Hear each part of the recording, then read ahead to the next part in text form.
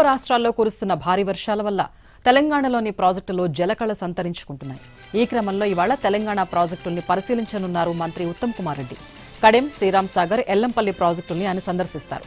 ఎల్లంపల్లి, కడెం ప్రాజెక్టుల్లో నీటి మట్టం ఇప్పటికే గరిష్ట స్థాయికి చేరింది.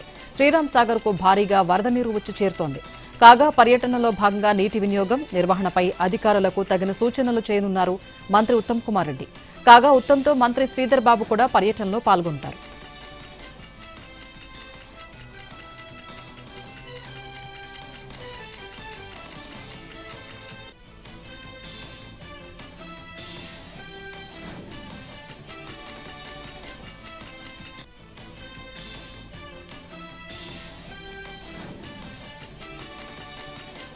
భాగ్యనగరంలో బోనాల సందడి కొనసాగుతోంది. ఈ క్రమంలో సికింద్రాబాద్ ఉజ్జయిని మహంకాళి అమ్మవారిని సీఎం రేవంత్ రెడ్డి దర్శించుకున్నారు. సతీమణి గీతారెడ్డితో కలిసి ఆలయానికి విచ్చేశారు ముఖ్యమంత్రి. అమ్మవారికి గీతారెడ్డి మొక్కులు సమర్పించుకున్నారు. అమ్మవారి దర్శనం అనంతరం రేవంత్, గీతారెడ్డి దంపతులకు తీర్థ ప్రసాదాలు అందజేశారు అర్చకులు.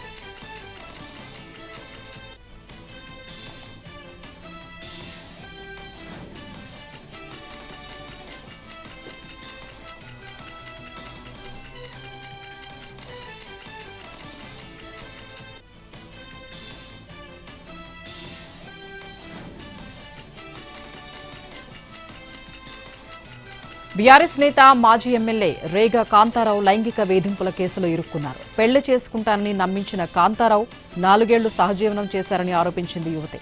రియల్ ఎస్టేట్లో పెట్టుబడి పేరుతో తన వద్ద డబ్బులు తీసుకున్నారని వ్యక్తిగత వీడియోలతో బెదిరించినట్టు యువతి ఆరోపించింది. నాంపల్లి కోర్టు ఆదేశాల మేరకు రేగా కాంతారావుపై కేసు నమోదు చేశారు పంజగుట్ట పోలీసులు.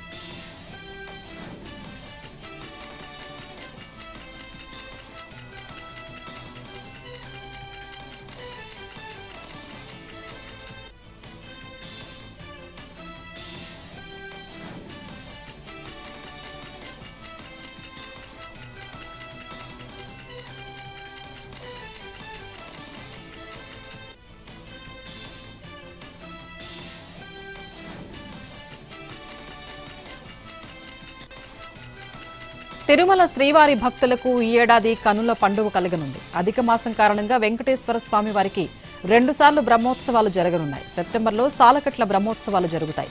తర్వాత అక్టోబర్లో నవరాత్రి బ్రహ్మోత్సవాలు నిర్వహించనుంది టీటీడీ. సాధారణంగా తెలుగు పంచాంగం ప్రకారం అధిక మాసం వచ్చిన సంవత్సరాల్లో శ్రీవారికి 2 బ్రహ్మోత్సవాలు నిర్వహించడం ఆనవాయితీగా వస్తోంది. ఈ సంప్రదాయాన్ని అనుసరిస్తూ భారీగా ఏర్పాట్లు చేస్తోంది టీటీడీ. తేదీల విషయానికొస్తే సెప్టెంబర్ 15 నుంచి 23వ తారీఖు వరకు 9 రోజుల పాటు సాలకట్ల బ్రహ్మోత్సవాలు జరుగుతాయి. బ్రహ్మోత్సవాల సమయంలో ప్రతిరోజు ఉదయం 8 నుంచి 10 గంటల వరకు, అలాగే రాత్రి 7 నుంచి 9 గంటల వరకు స్వామివారి వాహన సేవలు జరుగుతాయి. తిరుమాడ వీధుల్లో వివిధ వాహనాలపై విహరిస్తూ భక్తుల్ని కటాక్షిస్తారు స్వామి. అలాగే అక్టోబర్ 12 నుంచి 20వ తారీఖు వరకు నవరాత్రి బ్రహ్మోత్సవాలు జరుగుతాయి.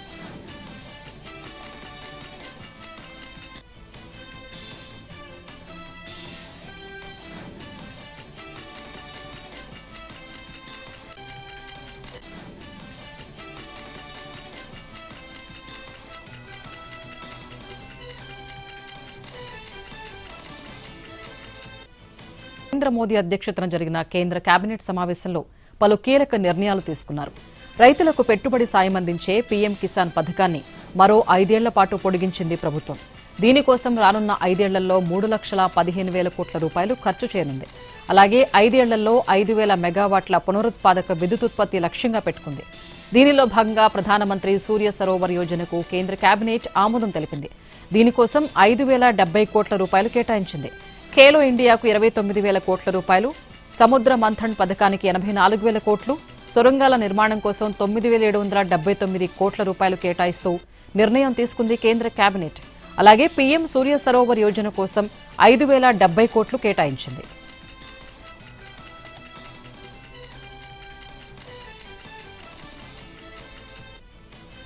ప్రశ్నాపత్రాల లీకేజీకి పాల్పడితే కఠిన శిక్షలు, భారీ జరిమానాలు విధించేలా రూపొందించిన బిల్లు చట్టరూపం దాల్చింది. పార్లమెంటు ఉభయ సభల ఆమోదం తెలిపిన బిల్లుకు రాష్ట్రపతి ఆమోదముద్ర పడింది. పబ్లిక్ పరీక్షల్లో అనుచిత పద్ధతుల నివారణ సవరణ బిల్లుకు రాష్ట్రపతి ఆమోదముద్ర వేశారు. రాష్ట్రపతి ఆమోదంతో న్యాయ మంత్రిత్వ శాఖ గెజిట్ నోటిఫికేషన్ విడుదల చేసింది.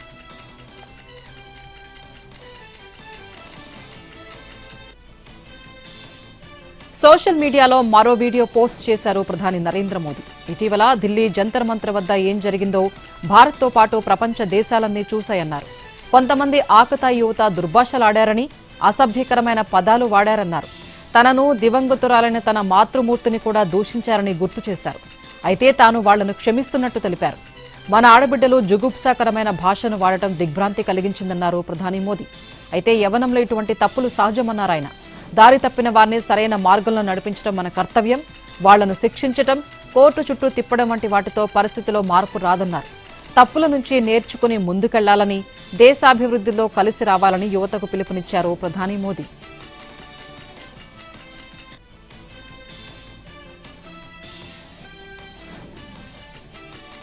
ఢిల్లీలో యూత్ కాంగ్రెస్ కదం తొక్కింది. కేరళ హౌస్ నుంచి జంతర్ మంతర్ వరకు నిరసన ప్రదర్శన సాగింది. అమిత్ షాకు లోక్సభకు వచ్చి కూర్చునే ధైర్యం లేదా అంటూ ప్లకార్డులు ప్రదర్శించారు. విద్యార్థులపై దాడి చేయాల్సిందిగా ఎవరు ఆదేశాలిచ్చారో అమిత్ షా చెప్పాలన్నారు. నేటి సమస్య కేవలం విద్యార్థులకు సంబంధించింది కాదని జవాబుదారీతనం కోసమన్నారు ఆందోళనకారులు. వన్ రైడ్ వన్ నేషన్ కార్యక్రమంలో భాగంగా లద్దాఖ్లో సరికొత్త రికార్డు నమోదైంది. మిషన్ ట్రైకలర్లో భాగంగా 390 అడుగుల పొడవైన జాతీయ జెండాను ఆవిష్కరించారు. దేశంలో వివిధ ప్రాంతాలకు చెందిన బైకర్లు జమ్మూ నుంచి లద్దాఖ్లోని ఉమింగ్లా పాస్కు చేరుకున్నారు. ప్రపంచంలోనే మోటార్ వాహనాలపై చేరుకోగల అతి ఎత్తైన ఈ ప్రదేశంలో జాతీయ జెండాను ఆవిష్కరించారు.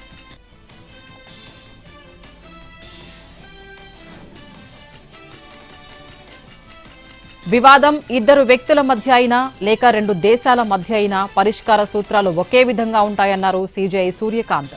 మధ్యవర్తిత్వంతో వివాదాల సత్వర పరిష్కారం సాధ్యమన్నారు.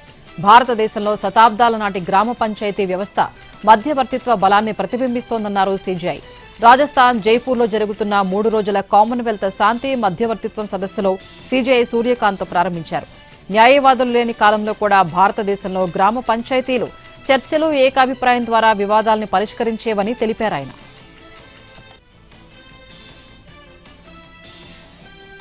జమ్మూ కశ్మీర్ కుల్గాంలో ఉగ్రవాదులు రెచ్చిపోయారు. ఛత్తీస్గఢ్కు చెందిన వలస కార్మికులపై కాల్పులకు తెగబడ్డారు ముష్కరులు. ఈ ఘటనలో ఓ కార్మికుడు చనిపోగా మరో కార్మికుడు గాయపడ్డాడు. బాధితుల్ని దీపక్, భూపేంద్రగా గుర్తించారు. సమాచారం అందిన వెంటనే ఘటనా స్థలానికి పెద్ద సంఖ్యలో భద్రతా బలగాలు చేరుకున్నాయి. ఉగ్రవాదుల కోసం ముమ్మరంగా గాలిస్తున్నాయి.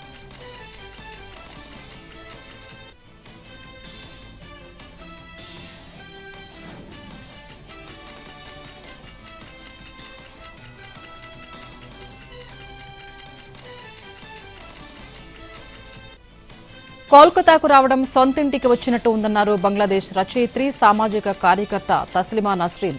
19 సంవత్సరాల సుదీర్ఘ విరామం తర్వాత ఆమె కోల్కతాకు వచ్చారు.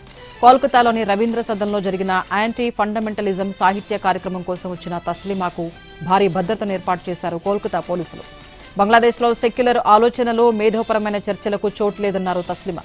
తన భారత పర్యటన భావప్రకటన స్వేచ్ఛకు దక్కిన విజయమన్నారు. కాగా తస్లిమా రాకపై స్థానిక రాజకీయాల్లో చర్చ మొదలైంది. ఆమె రాకను బీజేపీ స్వాగతించగా కొన్ని రాజకీయ వర్గాలు ఇది సరైన సమయం కాదంటున్నాయి.